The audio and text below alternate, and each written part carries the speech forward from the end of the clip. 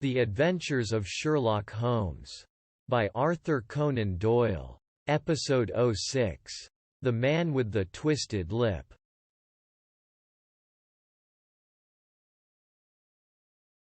Asa Whitney, brother of the late Elias Whitney, D.D., principal of the Theological College of St. George's, was much addicted to opium. The habit grew upon him, as I understand, from some foolish freak when he was at college for having read De Quincey's description of his dreams and sensations. He had drenched his tobacco with laudanum in an attempt to produce the same effects. He found, as so many more have done, that the practice is easier to attain than to get rid of, and for many years he continued to be a slave to the drug. An object of mingled horror and pity to his friends and relatives. I can see him now, with yellow, pasty face, drooping lids, and pinpoint pupils, all huddled in a chair, the wreck and ruin of a nobleman. One night, it was in June, '89, there came a ring to my bell, about the hour when a man gives his first yawn and glances at the clock. I sat up in my chair, and my wife laid her needlework down in her lap and made a little face of disappointment. "A patient," said she. "You'll have to go out." I groaned, for I was newly come back from a weary day. We heard the door open, a few hurried words, and then quick steps upon the linoleum. Our own door flew open, and a lady, clad in some dark-colored stuff, with a black veil, entered the room. "You will excuse my calling so late," she began, and then, suddenly losing her self-control, she ran forward, threw her arms about my wife's neck, and sobbed upon her shoulder. "Oh, I'm in such trouble," she cried. "I do so want a little help." "Why," said my wife, pulling up her veil, "it is Kate Whitney." "How you startled me, Kate. I had not an idea who you were when you came in. I didn't know what to do, so I came straight to you." That was always the way. Folk who were in grief came to my wife like birds to a lighthouse. "It was very sweet of you to come. Now, you must have some wine and water, and sit here comfortably and tell us all about it. Or should you rather that I sent James off to bed?" "Oh, no, no. I want the doctor's advice and help, too. It's about Asa. He has not been home for 2 days. I am so frightened about him." It was not the first time that she had spoken to us of her husband's trouble, to me as a doctor, to my wife as an old friend and school companion. We soothed and comforted her by such words as we could find. Did she know where her husband was? Was it possible that we could bring him back to her? It seems that it was. She had the surest information that of late he had, when the fit was on him, made use of an opium den in the farthest east of the city.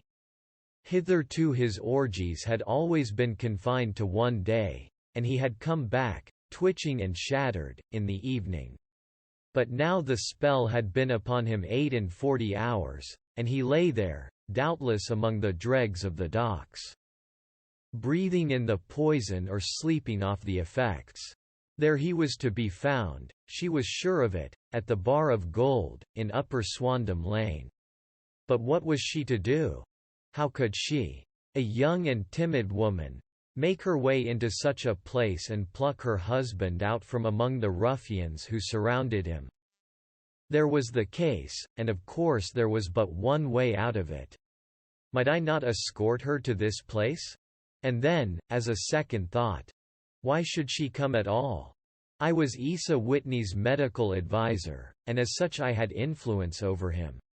I could manage it better if I were alone. I promised her on my word that I would send him home in a cab within 2 hours if he were indeed at the address which she had given me. And so in 10 minutes I had left my armchair and cheery sitting room behind me, and was speeding eastward in a hansom on a strange errand, as it seemed to me at the time. Though the future only could show how strange it was to be.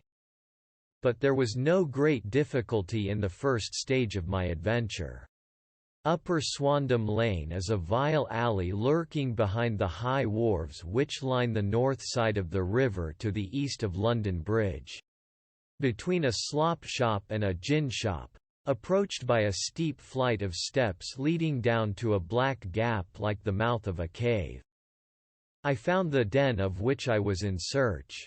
Ordering my cab to wait, I passed down the steps, worn hollow in the centre by the ceaseless tread of drunken feet. And by the light of a flickering oil lamp above the door I found the latch and made my way into a long, low room, thick and heavy with the brown opium smoke, and terraced with wooden berths, like the forecastle of an emigrant ship. Through the gloom one could dimly catch a glimpse of bodies lying in strange, fantastic poses, bowed shoulders, bent knees, heads thrown back, and chins pointing upward, with here and there a dark, lack-lustre eye turned upon the newcomer. Out of the black shadows there glimmered little red circles of light, now bright, now faint, as the burning poison waxed or waned in the bowls of the metal pipes. The most lay silent, but some muttered to themselves, and others talked together in a strange, low, monotonous voice, their conversation coming in gushes, and then suddenly tailing off into silence, each mumbling out his own thoughts and paying little heed to the words of his neighbor. At the farther end was a small brazier of burning charcoal, beside which on a three-legged wooden stool there sat a tall, thin old man, with his jaw resting upon his two fists, and his elbows upon his knees, staring into the fire. As I entered, a sallow Malay attendant had hurried up with a pipe for me and a supply of the drug, beckoning me to an empty berth. "Thank you. I have not come to stay," said I. "There is a friend of mine here, Mr. Asa Whitney, and I wish to speak with him." There was a movement and an exclamation from my right, and peering through the gloom, I saw Whitney, pale, haggard, and unkempt, staring out at me. "My God! It's Watson," said he. He was in a pitiable state of reaction, with every nerve in a twitter. "I say, Watson, what o'clock is it?" "Nearly 11. Of what day?" "Of Friday, June 19th. Good heavens! I thought it was Wednesday." "It is Wednesday. What do you want to frighten a chap for?" He sank his face onto his arms and began to sob in a high treble key. "I tell you that it is Friday, man. Your wife has been waiting this 2 days for you. You should be ashamed of yourself." "So I am. But you've got mixed, Watson, for I have only been here a few hours, 3 pipes, 4 pipes, I forget how many. But I'll go home with you. I wouldn't frighten Kate, poor little Kate. Give me your hand. Have you a cab?" "Yes, I have one waiting." "Then I shall go in it. But I must owe something." "Find what I owe, Watson. I am all off color. I can do nothing for myself." I walked down the narrow passage between the double row of sleepers, holding my breath to keep out the vile, stupefying fumes of the drug, and looking about for the manager. As I passed the tall man who sat by the brazier, I felt a sudden pluck at my skirt, and a low voice whispered, "Walk past me, and then look back at me." The words fell quite distinctly upon my ear. I glanced down. They could only have come from the old man at my side, and yet he sat now as absorbed as ever, very thin, very wrinkled, bent with age, an opium pipe dangling down from between his knees, as though it had dropped in sheer lassitude from his fingers. I took 2 steps forward and looked back. It took all my self-control to prevent me from breaking out into a cry of astonishment. He had turned his back so that none could see him but I. His form had filled out, his wrinkles were gone. The dull eyes had regained their fire, and there, Sitting by the fire and grinning at my surprise, was none other than Sherlock Holmes. He made a slight motion to me to approach him, and instantly, as he turned his face half round to the company, once more, subsided into a doddering, loose-lipped senility. "Holmes," I whispered, "what on earth are you doing in this den?" "As low as you can," he answered. "I have excellent ears. If you would have the great kindness to get rid of that sottish friend of yours, I should be exceedingly glad to have a little talk with you. I have a cab outside. Then pray send him home in it. You may safely trust him, for he appears to be too limp to get into any mischief. I should recommend you also to send a note by the cabman to your wife to say that you have thrown in your lot with me. If you will wait outside, I shall be with you in 5 minutes." It was difficult to refuse any of Sherlock Holmes' requests, for they were always so exceedingly definite, and put forward with such a quiet air of mastery. I felt, however, that when Whitney was once confined in the cab my mission was practically accomplished, and for the rest, I could not wish anything better than to be associated with my friend in one of those singular adventures which were the normal condition of his existence. In a few minutes I had written my note, paid Whitney's bill, led him out to the cab, and seen him driven through the darkness. In a very short time a decrepit figure had emerged from the opium den, and I was walking down the street with Sherlock Holmes. For 2 streets he shuffled along with a bent back and an uncertain foot. Then, glancing quickly round, he straightened himself out and burst into a hearty fit of laughter.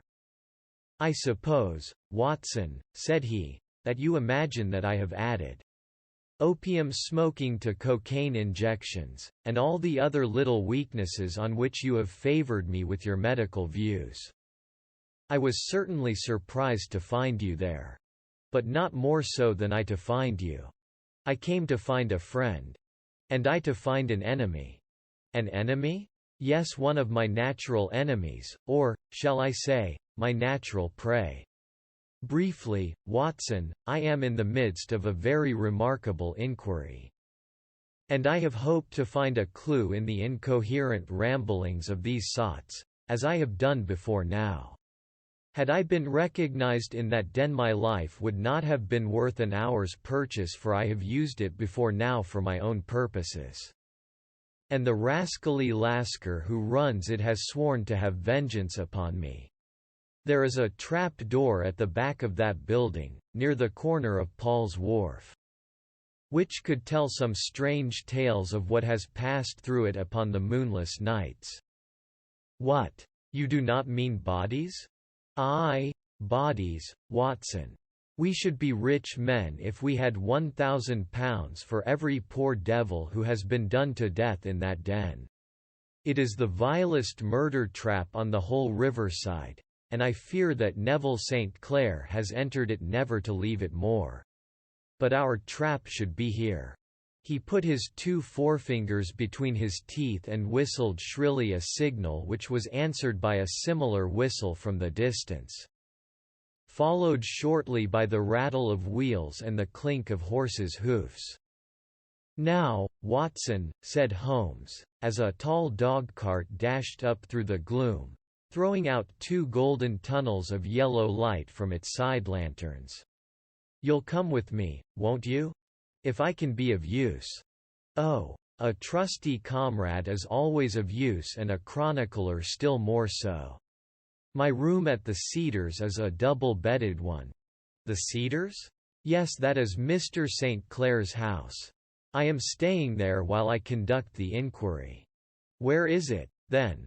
"Near Lee, in Kent. We have a 7-mile drive before us. But I am all in the dark." "Of course you are. You'll know all about it presently. Jump up here." "All right, John, we shall not need you. Here's £half-a-crown. Look out for me tomorrow, about 11. Give her her head. So long, then."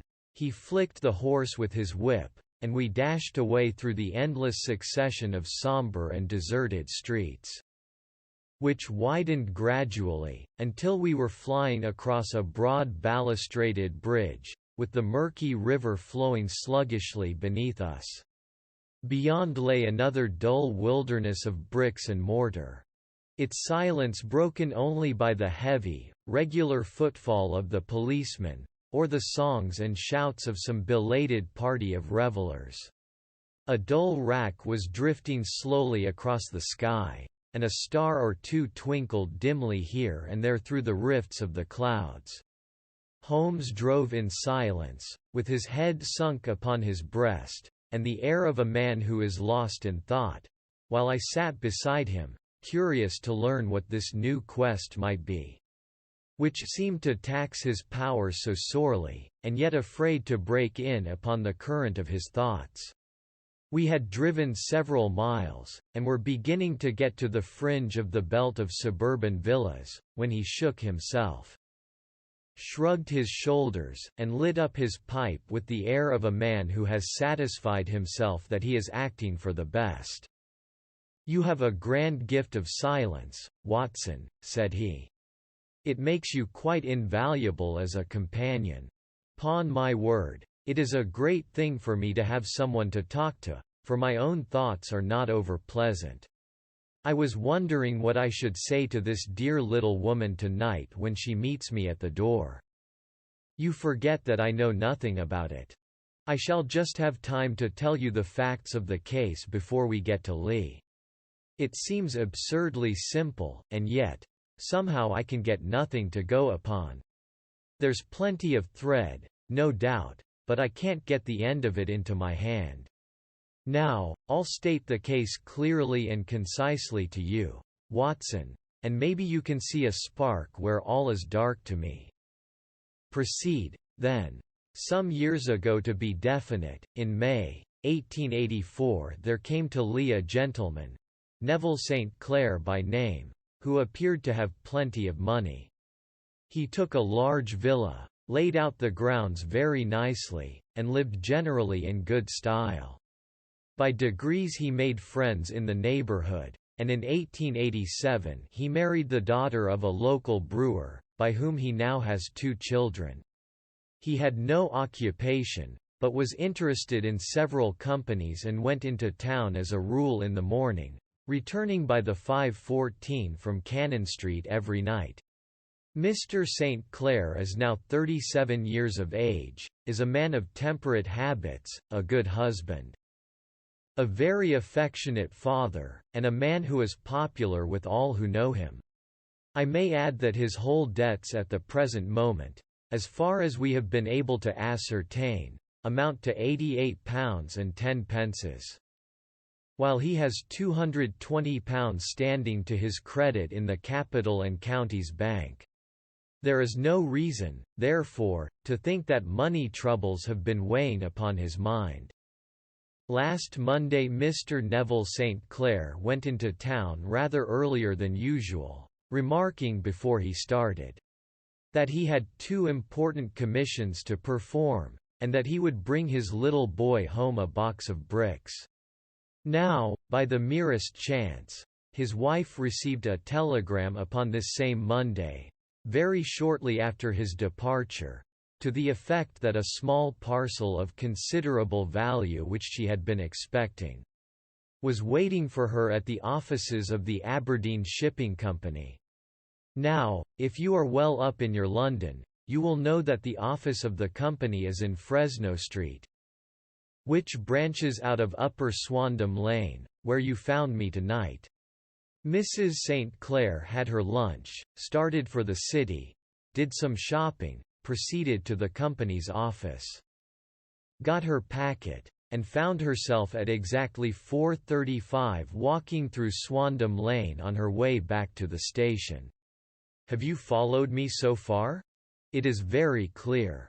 If you remember, Monday was an exceedingly hot day, and Mrs. St. Clair walked slowly, glancing about in the hope of seeing a cab, as she did not like the neighborhood in which she found herself. While she was walking in this way down Swandam Lane, she suddenly heard an ejaculation or cry, and was struck cold to see her husband looking down at her and, as it seemed to her, beckoning to her from a second-floor window. The window was open, and she distinctly saw his face, which she describes as being terribly agitated. He waved his hands frantically to her, and then vanished from the window. So suddenly that it seemed to her that he had been plucked back by some irresistible force from behind. One singular point which struck her quick feminine eye was that although he wore some dark coat, such as he had started to town in, he had on neither collar nor necktie. Convinced that something was amiss with him, she rushed down the steps, for the house was none other than the opium den, in which you found me tonight, and running through the front room she attempted to ascend the stairs which led to the first floor. At the foot of the stairs, however, she met this Lascar scoundrel of whom I have spoken, who thrust her back and, aided by a Dane, who acts as assistant there, pushed her out into the street. Filled with the most maddening doubts and fears, she rushed down the lane and, by rare good fortune, met in Fresno Street a number of constables with an inspector, all on their way to their beat. The inspector and 2 men accompanied her back, and in spite of the continued resistance of the proprietor, they made their way to the room in which Mr. St. Clair had last been seen. There was no sign of him there. In fact, in the whole of that floor there was no one to be found save a crippled wretch of hideous aspect, who, it seems, made his home there. Both he and the Lascar stoutly swore that no one else had been in the front room during the afternoon. So determined was their denial that the inspector was staggered, and had almost come to believe that Mrs. St. Clair had been deluded when, with a cry, she sprang at a small deal box, which lay upon the table, and tore the lid from it. Out there fell a cascade of children's bricks. It was the toy which he had promised to bring home. This discovery, and the evident confusion which the cripple showed, made the inspector realize that the matter was serious. The rooms were carefully examined, and results all pointed to an abominable crime. The front room was plainly furnished as a sitting room and led into a small bedroom, which looked out upon the back of one of the wharves. Between the wharf and the bedroom window is a narrow strip, which is dry at low tide but is covered at high tide with at least 4.5 feet of water. The bedroom window was a broad one and opened from below. On examination, traces of blood were to be seen upon the windowsill, and several scattered drops were visible upon the wooden floor of the bedroom. Thrust away behind a curtain in the front room were all the clothes of Mr. Neville St. Clair, with the exception of his coat. His boots, his socks, his hat, and his watch all were there. There were no signs of violence upon any of these garments, and there were no other traces of Mr. Neville St. Clair. Out of the window he must apparently have gone, for no other exit could be discovered, and the ominous bloodstains upon the sill gave little promise that he could save himself by swimming, for the tide was at its very highest at the moment of the tragedy. And now as to the villains who seemed to be immediately implicated in the matter. The Lascar was known to be a man of the vilest antecedents, but as, by Mrs. St. Clair's story, he was known to have been at the foot of the stair within a very few seconds of her husband's appearance at the window. He could hardly have been more than an accessory to the crime. His defense was one of absolute ignorance, and he protested that he had no knowledge as to the doings of Hugh Boone, his lodger, and that he could not account in any way for the presence of the missing gentleman's clothes. So much for the Lascar manager. Now for the sinister cripple who lives upon the second floor of the opium den, and who was certainly the last human being whose eyes rested upon Neville St. Clair. His name is Hugh Boone, and his hideous face is one which is familiar to every man who goes much to the city. He is a professional beggar, though in order to avoid the police regulations he pretends to a small trade in wax vestas. Some little distance down Threadneedle Street, upon the left-hand side, there is, as you may have remarked, a small angle in the wall. Here it is that this creature takes his daily seat, cross-legged with his tiny stock of matches on his lap, and as he is a piteous spectacle. A small rain of charity descends into the greasy leather cap which lies upon the pavement beside him. I have watched the fellow more than once before ever I thought of making his professional acquaintance, and I have been surprised at the harvest which he has reaped in a short time.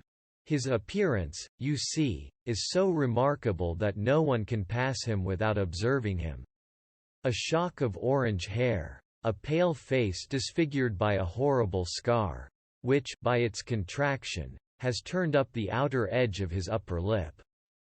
A bulldog chin, and a pair of very penetrating dark eyes, which present a singular contrast to the color of his hair, all mark him out from amid the common crowd of mendicants, and so, too, does his wit, for he is ever ready with a reply to any piece of chaff which may be thrown at him by the passers-by. This is the man whom we now learn to have been the lodger at the opium den, and to have been the last man to see the gentleman of whom we are in quest. But a cripple, said I. What could he have done single-handed against a man in the prime of life? He is a cripple in the sense that he walks with a limp, but in other respects he appears to be a powerful and well-nurtured man. Surely your medical experience would tell you, Watson, that weakness in one limb is often compensated for by exceptional strength in the others. Pray continue your narrative. Mrs. St. Clair had fainted at the sight of the blood upon the window, and she was escorted home in a cab by the police, as her presence could be of no help to them in their investigations. Inspector Barton, who had charge of the case, made a very careful examination of the premises, but without finding anything which threw any light upon the matter. One mistake had been made in not arresting Boone instantly, as he was allowed some few minutes during which he might have communicated with his friend the Lascar.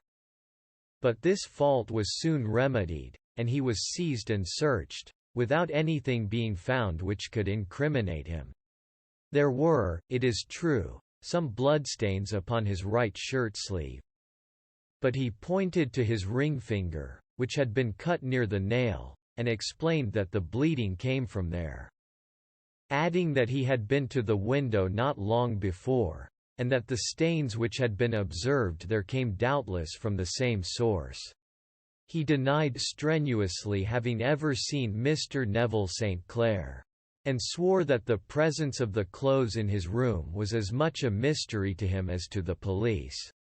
As to Mrs. St. Clair's assertion that she had actually seen her husband at the window, he declared that she must have been either mad or dreaming. He was removed, loudly protesting, to the police station, while the inspector remained upon the premises in the hope that the ebbing tide might afford some fresh clue.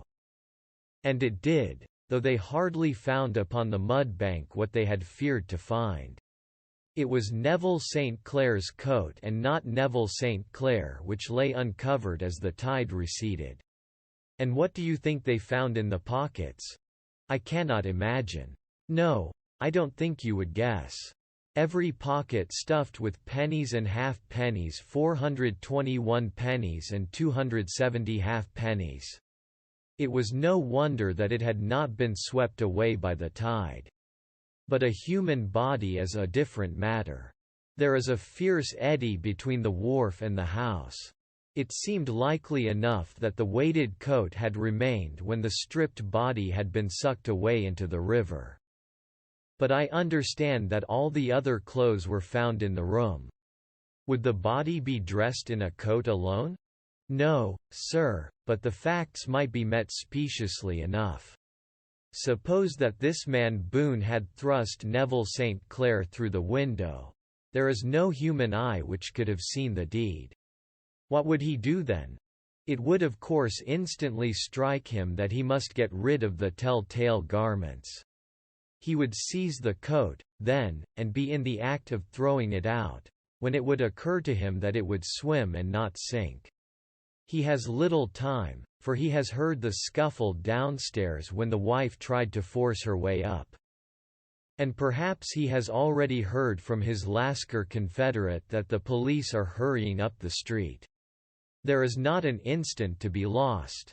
He rushes to some secret hoard, where he has accumulated the fruits of his beggary. And he stuffs all the coins upon which he can lay his hands into the pockets to make sure of the coat's sinking.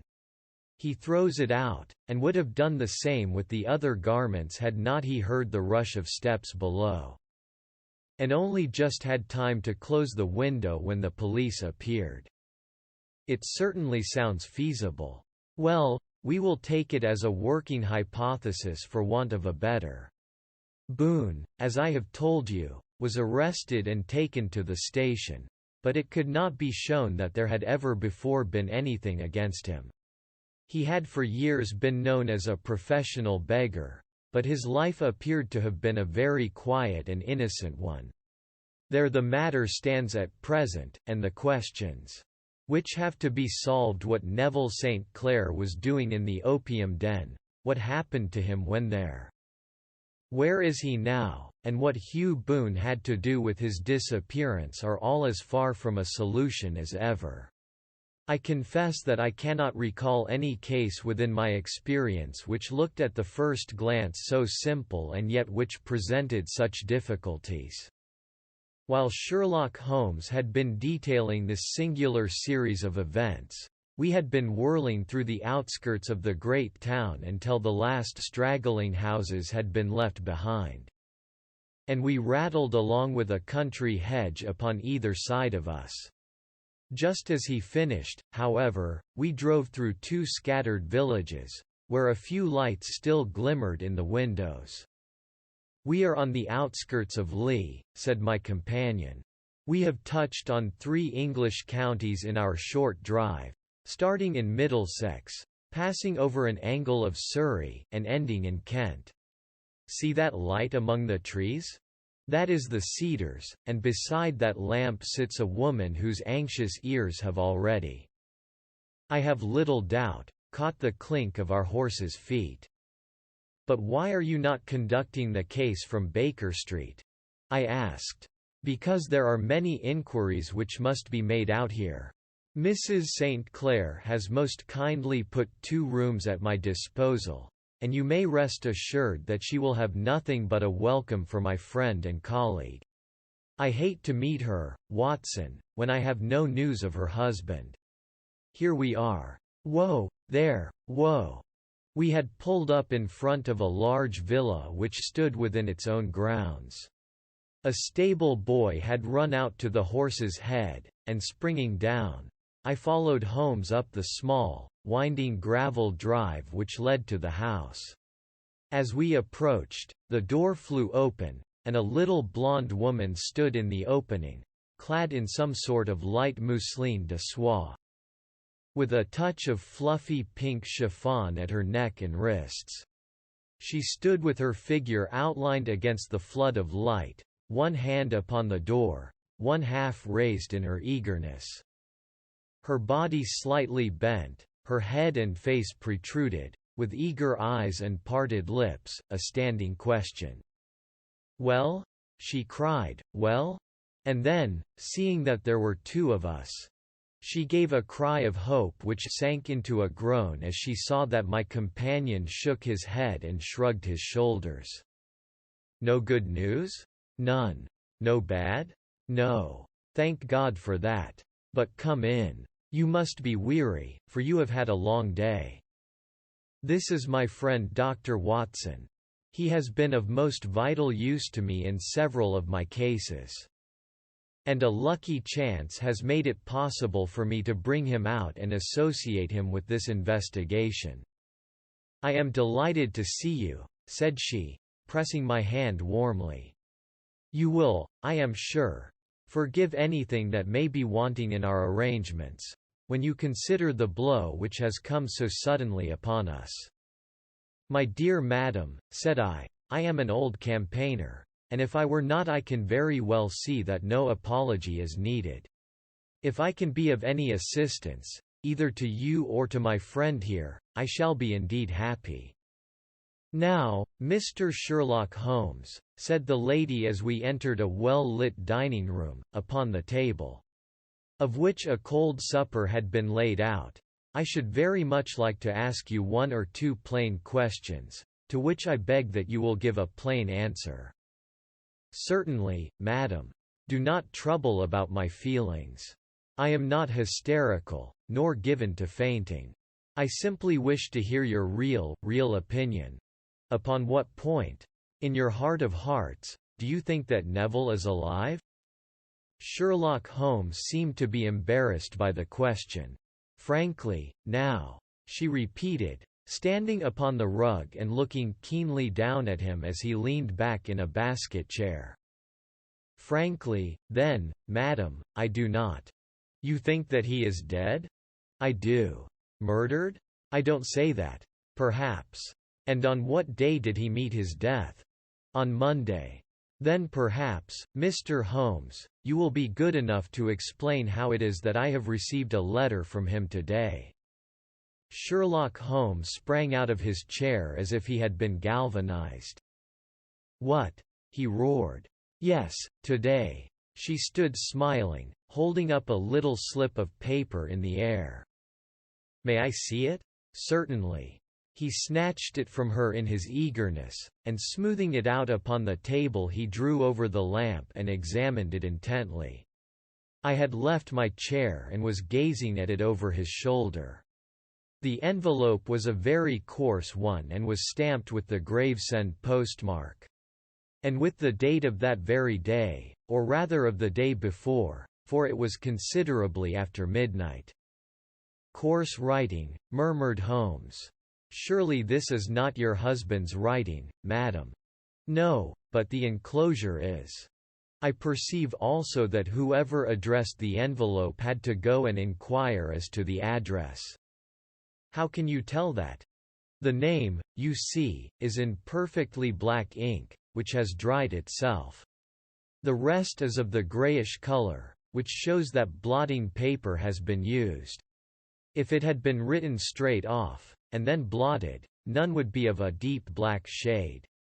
This man has written the name, and there has then been a pause before he wrote the address, which can only mean that he was not familiar with it. It is, of course, a trifle, but there is nothing so important as trifles.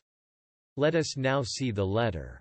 Ha! There has been an enclosure here. Yes, there was a ring. His signet ring. And you are sure that this is your husband's hand?" "One of his hands." "One?" "His hand when he wrote hurriedly. It is very unlike his usual writing, and yet I know it well. Dearest, do not be frightened. All will come well. There is a huge error which it may take some little time to rectify. Wait in patience. Neville. Written in pencil upon the flyleaf of a book. Octavo size, no watermark. Posted today in Gravesend by a man with a dirty thumb. Ha! And the flap has been gummed, if I am not very much in error, by a person who had been chewing tobacco. And you have no doubt that it is your husband's hand, madam?" "None. Neville wrote those words. And they were posted today at Gravesend. Well, Mrs. St. Clair, the clouds lighten, though I should not venture to say that the danger is over. But he must be alive, Mr. Holmes. Unless this is a clever forgery to put us on the wrong scent. The ring, after all, proves nothing. It may have been taken from him. No, it is his very own writing. Very well. It may, however, have been written on Monday and only posted today. That is possible. If so, much may have happened between. Oh, you must not discourage me, Mr. Holmes. I know that all is well with him. There is so keen a sympathy between us that I should know if evil came upon him. On the very day that I saw him last he cut himself in the bedroom. And yet I in the dining room rushed upstairs instantly with the utmost certainty that something had happened. Do you think that I would respond to such a trifle and yet be ignorant of his death? I have seen too much not to know that the impression of a woman may be more valuable than the conclusion of an analytical reasoner. And in this letter you certainly have a very strong piece of evidence to corroborate your view. But if your husband is alive and able to write letters, why should he remain away from you? I cannot imagine. It is unthinkable. And on Monday he made no remarks before leaving you? No. And you were surprised to see him in Swandam Lane? Very much so. Was the window open? Yes. Then he might have called to you? He might. He only, as I understand, gave an inarticulate cry? Yes. A call for help, you thought? Yes. He waved his hands. But it might have been a cry of surprise. Astonishment at the unexpected sight of you might cause him to throw up his hands? It is possible. And you thought he was pulled back? He disappeared so suddenly. He might have leapt back. You did not see anyone else in the room? No, but this horrible man confessed to having been there, and the Lascar was at the foot of the stairs. Quite so. Your husband, as far as you could see, had his ordinary clothes on? But without his collar or tie. I distinctly saw his bare throat. Had he ever spoken of Swandam Lane? Never. Had he ever showed any signs of having taken opium? Never. Thank you, Mrs. St. Clair. Those are the principal points about which I wish to be absolutely clear. We shall now have a little supper and then retire, for we may have a very busy day tomorrow. A large and comfortable double-bedded room had been placed at our disposal, and I was quickly between the sheets, for I was weary after my night of adventure. Sherlock Holmes was a man, however, who, when he had an unsolved problem upon his mind, would go for days, and even for a week, without rest, turning it over. Rearranging his facts, looking at it from every point of view until he had either fathomed it or convinced himself that his data were insufficient. It was soon evident to me that he was now preparing for an all-night sitting. He took off his coat and waistcoat, put on a large blue dressing gown, and then wandered about the room, collecting pillows from his bed and cushions from the sofa and armchairs. With these he constructed a sort of Eastern divan, upon which he perched himself, cross-legged, with an ounce of shag tobacco and a box of matches laid out in front of him. In the dim light of the lamp I saw him sitting there, an old briar pipe between his lips, his eyes fixed vacantly upon the corner of the ceiling, the blue smoke curling up from him, silent, motionless, with the light shining upon his strong-set aquiline features. So he sat as I dropped off to sleep, and so he sat when a sudden ejaculation caused me to wake up, and I found the summer sun shining into the apartment. The pipe was still between his lips, the smoke still curled upward, and the room was full of a dense tobacco haze. But nothing remained of the heap of shag which I had seen upon the previous night. "Awake, Watson?" he asked. "Yes. Game for a morning drive?" "Certainly." "Then dress. No one is stirring yet, but I know where the stable boy sleeps. And we shall soon have the trap out." He chuckled to himself as he spoke, his eyes twinkled, and he seemed a different man to the somber thinker of the previous night. As I dressed I glanced at my watch. It was no wonder that no one was stirring. It was 25 minutes past 4. I had hardly finished when Holmes returned with the news that the boy was putting in the horse. "I want to test a little theory of mine," said he, pulling on his boots. "I think, Watson, that you are now standing in the presence of one of the most absolute fools in Europe. I deserve to be kicked from here to Charing Cross. But I think I have the key of the affair now." "And where is it?" I asked, smiling. "In the bathroom," he answered. "Oh, yes, I am not joking," he continued, seeing my look of incredulity. "I have just been there, and I have taken it out, and I have got it in this Gladstone bag. Come on, my boy, and we shall see whether it will not fit the lock." We made our way downstairs as quietly as possible, and out into the bright morning sunshine. In the road stood our horse and trap, with the half-clad stable boy waiting at the head. We both sprang in, and away we dashed down the London road.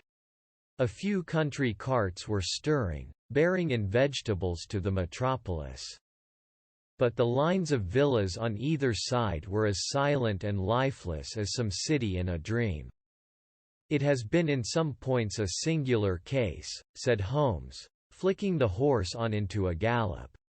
"I confess that I have been as blind as a mole, but it is better to learn wisdom late than never to learn it at all." In town the earliest risers were just beginning to look sleepily from their windows as we drove through the streets of the Surrey side. Passing down the Waterloo Bridge Road we crossed over the river, and dashing up Wellington Street wheeled sharply to the right and found ourselves in Bow Street. Sherlock Holmes was well known to the force, and the two constables at the door saluted him. One of them held the horse's head while the other led us in. "Who is on duty?" asked Holmes. "Inspector Bradstreet, sir." "Ah, Bradstreet. How are you?" A tall, stout official had come down the stone-flagged passage, in a peaked cap and frogged jacket. "I wish to have a quiet word with you, Bradstreet." "Certainly, Mr. Holmes. Step into my room here." It was a small, office-like room, with a huge ledger upon the table, and a telephone projecting from the wall. The inspector sat down at his desk. "What can I do for you, Mr. Holmes?" "I called about that beggarman, Boone, the one who was charged with being concerned in the disappearance of Mr. Neville St. Clair, of Lee." "Yes. He was brought up and remanded for further inquiries." "So I heard. You have him here?" "In the cells." "Is he quiet?" "Oh, he gives no trouble. But he is a dirty scoundrel." "Dirty?" "Yes, it is all we can do to make him wash his hands, and his face is as black as a tinker's. Well, when once his case has been settled, he will have a regular prison bath, and I think, if you saw him, you would agree with me that he needed it." "I should like to see him very much." "Would you? That is easily done. Come this way. You can leave your bag." "No, I think that I'll take it." "Very good. Come this way, if you please." He led us down a passage, opened a barred door, passed down a winding stair, and brought us to a whitewashed corridor with a line of doors on each side. "The third on the right is his," said the inspector. "Here it is." He quietly shot back a panel in the upper part of the door and glanced through. "He is asleep," said he. "You can see him very well." We both put our eyes to the grating. The prisoner lay with his face towards us, in a very deep sleep, breathing slowly and heavily. He was a middle-sized man, coarsely clad as became his calling, with a colored shirt protruding through the rent in his tattered coat. He was, as the inspector had said, extremely dirty, but the grime which covered his face could not conceal its repulsive ugliness. A broad weal from an old scar ran right across it from eye to chin, and by its contraction had turned up one side of the upper lip. so that 3 teeth were exposed in a perpetual snarl. A shock of very bright red hair grew low over his eyes and forehead. "He's a beauty, isn't he?" said the inspector. "He certainly needs a wash," remarked Holmes. "I had an idea that he might, and I took the liberty of bringing the tools with me." He opened the Gladstone bag as he spoke, and took out, to my astonishment, a very large bath sponge. You are a funny one," chuckled the inspector. "Now, if you will have the great goodness to open that door very quietly, we will soon make him cut a much more respectable figure." "Well, I don't know why not," said the inspector. "He doesn't look a credit to the Bow Street cells, does he?" He slipped his key into the lock, and we all very quietly entered the cell. The sleeper half turned, and then settled down once more into a deep slumber. Holmes stooped to the water jug, moistened his sponge, and then rubbed it twice vigorously across and down the prisoner's face. "Let me introduce you," he shouted, "to Mr. Neville St. Clair, of Lee, in the county of Kent. Never in my life have I seen such a sight." The man's face peeled off under the sponge like the bark from a tree. Gone was the coarse brown tint. Gone, too, was the horrid scar which had seamed it across, and the twisted lip, which had given the repulsive sneer to the face. A twitch brought away the tangled red hair, and there, sitting up in his bed, was a pale, sad-faced, refined-looking man. Black-haired and smooth-skinned, rubbing his eyes and staring about him with sleepy bewilderment. Then suddenly realizing the exposure, he broke into a scream and threw himself down with his face to the pillow. "Great heavens!" cried the inspector, "it is, indeed, the missing man. I know him from the photograph." The prisoner turned with the reckless air of a man who abandons himself to his destiny. "Be it so," said he. "And pray what am I charged with?" "With making away with Mr. Neville St. Oh, come. You can't be charged with that unless they make a case of attempted suicide of it," said the inspector with a grin. "Well, I have been 27 years in the force, but this really takes the cake. If I am Mr. Neville St. Clair, then it is obvious that no crime has been committed, and that, therefore, I am illegally detained." "No crime, but a very great error has been committed," said Holmes. "You would have done better to have trusted your wife." "It was not the wife, it was the children," groaned the prisoner. "God help me, I would not have them ashamed of their father. My God! What an exposure! What can I do?" Sherlock Holmes sat down beside him on the couch and patted him kindly on the shoulder. "If you leave it to a court of law to clear the matter up," said he, "of course you can hardly avoid publicity. On the other hand, if you convince the police authorities that there is no possible case against you, I do not know that there is any reason that the details should find their way into the papers. Inspector Bradstreet would, I am sure, make notes upon anything which you might tell us and submit it to the proper authorities. The case would then never go into court at all." "God bless you!" cried the prisoner passionately.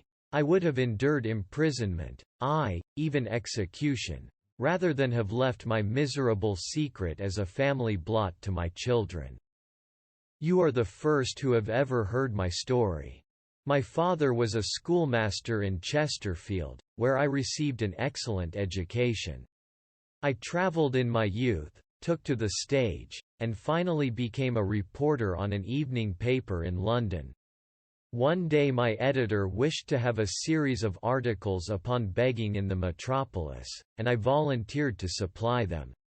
There was the point from which all my adventures started.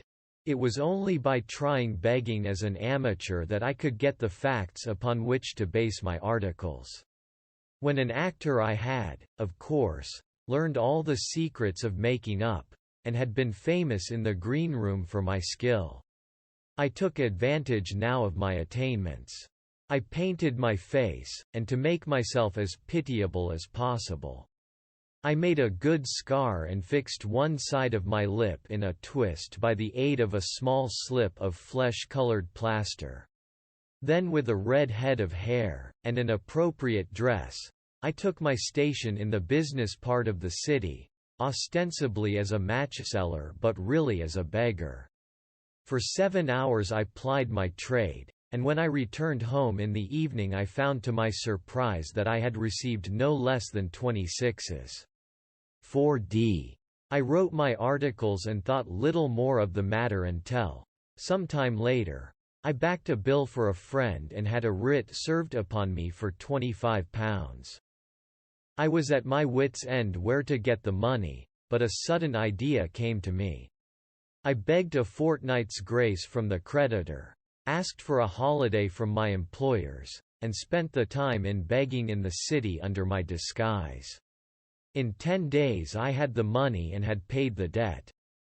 Well, you can imagine how hard it was to settle down to arduous work at £2 a week when I knew that I could earn as much in a day by smearing my face with a little paint, laying my cap on the ground, and sitting still. It was a long fight between my pride and the money, but the dollars won at last, and I threw up reporting and sat day after day in the corner, which I had first chosen, inspiring pity by my ghastly face and filling my pockets with coppers. Only one man knew my secret. He was the keeper of a low den in which I used to lodge in Swandam Lane, where I could every morning emerge as a squalid beggar and in the evenings transform myself into a well-dressed man about town. This fellow, a Lascar, was well paid by me for his rooms, so that I knew that my secret was safe in his possession. Well, very soon I found that I was saving considerable sums of money. I do not mean that any beggar in the streets of London could earn £700 a year, which is less than my average takings, but I had exceptional advantages in my power of making up, and also in a facility of repartee, which improved by practice and made me quite a recognized character in the city. All day a stream of pennies, varied by silver, poured in upon me, and it was a very bad day in which I failed to take £2. As I grew richer I grew more ambitious, took a house in the country, and eventually married, without anyone having a suspicion as to my real occupation. My dear wife knew that I had business in the city. She little knew what. Last Monday I had finished for the day and was dressing in my room above the opium den, when I looked out of my window and saw, to my horror and astonishment, that my wife was standing in the street, with her eyes fixed full upon me. I gave a cry of surprise, threw up my arms to cover my face, and, rushing to my confidant, the Lascar, entreated him to prevent anyone from coming up to me. I heard her voice downstairs, but I knew that she could not ascend. Swiftly I threw off my clothes, pulled on those of a beggar, and put on my pigments and wig. Even a wife's eyes could not pierce so complete a disguise. But then it occurred to me that there might be a search in the room, and that the clothes might betray me. I threw open the window, reopening by my violence a small cut which I had inflicted upon myself in the bedroom that morning. Then I seized my coat, which was weighted by the coppers which I had just transferred to it from the leather bag in which I carried my takings. I hurled it out of the window, and it disappeared into the Thames. The other clothes would have followed, but at that moment there was a rush of constables up the stair, and a few minutes after I found, rather, I confess, to my relief, that instead of being identified as Mr. Neville St. Clair, I was arrested as his murderer. I do not know that there is anything else for me to explain. I was determined to preserve my disguise as long as possible, and hence my preference for a dirty face. Knowing that my wife would be terribly anxious, I slipped off my ring and confided it to the Lascar at a moment when no constable was watching me. Together with a hurried scrawl, telling her that she had no cause to fear. That note only reached her yesterday, said Holmes. Good God! What a week she must have spent. The police have watched this Lascar, said Inspector Bradstreet, and I can quite understand that he might find it difficult to post a letter unobserved. Probably he handed it to some sailor customer of his, who forgot all about it for some days. That was it, said Holmes, nodding approvingly. I have no doubt of it. But have you never been prosecuted for begging? Many times, but what was a fine to me? It must stop here, however, said Bradstreet. If the police are to hush this thing up, there must be no more of Hugh Boone. I have sworn it by the most solemn oaths which a man can take. In that case I think that it is probable that no further steps may be taken. But if you are found again, then all must come out. I am sure, Mr. Holmes, that we are very much indebted to you for having cleared the matter up. I wish I knew how you reach your results. I reached this one, said my friend, by sitting upon 5 pillows and consuming an ounce of shag. I think, Watson, that if we drive to Baker Street we shall just be in time for breakfast.